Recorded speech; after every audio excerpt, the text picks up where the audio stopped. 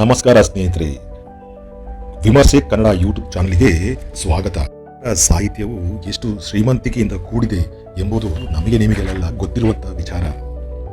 ನಾನು ಇತ್ತೀಚೆಗೆ ಮಹಾಪಲಾಯನ ಕೃತಿಯನ್ನು ಓದಿದ್ದೆ. ಅದು ಎಷ್ಟು ಆಸಕ್ತಿ ಉಂಟು ಮಾಡಿದೆ ಎಂದರೆ ಮತ್ತೆ ಮತ್ತೆ ಅದನ್ನು ಓದಬೇಕು ಎನ್ನಿಸುವ ಒಂದು ಕಾದಂಬರಿಯಾಗಿದೆ. ಸ್ಲಾವೋಮಿರ್ ರಾಬಿಸ್ ದಿ ಲಾಂಗ್ ವಾಕ್ ಪುಸ್ತಕದ ಸಂಗ್ರಹದ ಭಾವಾನುವಾದ ಕೆ.ಪಿ. ಪೂರ್ಣಚಂದ್ರ ತೇಜಸ್ವಿಯವರು 1999ರಲ್ಲಿ ಮಾಡಿದರು. 1999ರಲ್ಲಿ ಮೊದಲ ಮುದ್ರಣಗೊಂಡು ಈವರೆಗೆ 24 ಮುದ್ರಣವನ್ನು ಪೂರೈಸಿದೆ. ಈ ಕಾದಂಬರಿಯ ಒಂದೆರಡು ಸಾರಾಂಶಗಳನ್ನು ನಾನು ಇಲ್ಲಿ ಪ್ರಸ್ತುತಪಡಿಸುತ್ತಿದ್ದೇನೆ. ಎರಡನೇ ಮಹಾಯುದ್ಧದ ನಂತರ ಸೋವಿಯತ್ ರಷ್ಯಾ ಸಂಪೂರ್ಣವಾಗಿ ಕಮ್ಯುನಿಸ್ಟ್ ಆಡಳಿತವನ್ನು ಒಳಪಟ್ಟಿತು. ಈ ಸಮಯದಲ್ಲಿ ತಮ್ಮ ದೇಶದ ವಿರುದ್ಧ ಯಾರೆಲ್ಲ ಗೂಢಚಾರಿಯ ಇತರ ತಪ್ಪುಗಳನ್ನು ಮಾಡಿ ಅವರುಗಳನ್ನೆಲ್ಲ ಶ್ರಮ ಶಿಬಿರ ಅಂದರೆ ಜೈಲುಗಳಲ್ಲಿ ಇಡಲಾಗುತ್ತಿತ್ತು. ಸೈಬೀರಿಯಾದ ಶ್ರಮ ಶಿಬಿರದಿಂದ 7 ಜನ ಕೈದಿಗಳು ತಪ್ಪಿಸಿಕೊಂಡು ಸುಮಾರು 4,000 ಮೈಲಿಗಳಷ್ಟು ಕಾಲ್ನಡಿಗೆಯಲ್ಲಿ ನಡೆದು ಅವರು ಭಾರತಕ್ಕೆ ಬರುತ್ತಾರೆ. Siberia, Soviet Russia, Mongolia, China, Tibet, Himalaya ಪರ್ವತವನ್ನು ದಾಟಿ ಭಾರತಕ್ಕೆ ಬರುವ ನೈಜ ಕಥೆಯಾಗಿದೆ. ಈ ಕಥೆಯಲ್ಲಿ ಸುಮಾರು 8 ಜನ ಪಾತ್ರಧಾರಿಗಳಿದ್ದು 7 ಜನ ಕೈದಿಗಳು ತಪ್ಪಿಸಿಕೊಂಡು ಬರುವಾಗ ದಟ್ಟ ಕಾಡಿನಲ್ಲಿ ಸುಮಾರು 15 ವರ್ಷ ಪ್ರಾಯದ ಕ್ರಿಸ್ಟಿನಾ ಎಂಬ ಯುವತಿ ಇವರ ತಂಡದೊಂದಿಗೆ ಸೇರುತ್ತಾಳೆ. ಈ ಕಥೆಯ ಪಾತ್ರಧಾರಿಗಳೆಂದರೆ Slavomir Rawicz, Anastazi Kolemenos, Marchinkovas, mister Smith, Kristina Polanska, Eugene Zaro, Sigmund Makowski, Anton Paluchowicz ಮುಂತಾದವರುಗಳು. ಸೋವಿಯತ್ ರಷ್ಯಾದ ಕಮ್ಯುನಿಸ್ಟ್ ನೀತಿಗೆ ವಿರೋಧಿಸುವ ಕಮ್ಯುನಿಸ್ಟರಲ್ಲದವರನ್ನು, ಅದರಲ್ಲೂ ಭೂಮಾಲೀಕರನ್ನು ಮತ್ತು ಆರ್ಥಿಕವಾಗಿ ಕೊಂಚ ಅನುಕೂಲವಿದ್ದವರನ್ನು ವಿರೋಧಿಗಳನ್ನು ದಯದಾಕ್ಷಿಣ್ಯವಿಲ್ಲದೆ ಕೊಲ್ಲಲಾಗುತ್ತಿತ್ತು.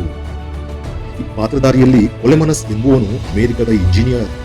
ಸೋವಿಯತ್ ಸರ್ಕಾರ ಮಾಸ್ಕೋ ಮೆಟ್ರೋ ಕಟ್ಟುವುದಕ್ಕೆಂದು ಈ ಇಂಜಿನಿಯರ್ ಕೊಲೆಮನಸ್ ಅನ್ನು ರಷ್ಯಾಕ್ಕೆ ಕರೆಸಿಕೊಂಡಿದ್ದರು. ಕೊಲೆಮನಸ್ ಸೋವಿಯತ್ ದೇಶ ಮತ್ತು ಸರ್ಕಾರದ ಸ್ಥಿತಿಗತಿಗಳ ಬಗ್ಗೆ ತನ್ನ ತಾಯ್ನಾಡದ ಅಮೆರಿಕಕ್ಕೆ ಪತ್ರ ಬರೆಯುತ್ತಿದ್ದ. ಆದರೆ ಈ ಪತ್ರವನ್ನು ಸೋವಿಯತ್ ಸರ್ಕಾರ ಒಡೆದು ಪರಿಶೀಲಿಸುತ್ತಿದ್ದರು.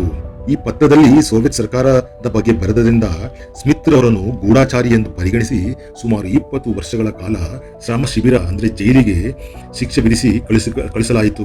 ಇದೇ ರೀತಿ ಇತರ ಸಂಗಡಿಗರು ಕೂಡ ಈ ತರಹದ ಸಣ್ಣ ತಪ್ಪಿಗೆ, ತಾನು ಮಾಡದ ತಪ್ಪಿಗೆ ಶ್ರಮ ಶಿಬಿರಕ್ಕೆ ಹಾಕಲಾಯಿತು. ಇವರಲ್ಲಿ ಎಲ್ಲರೂ ಸಣ್ಣ ಪ್ರಾಯದವರು.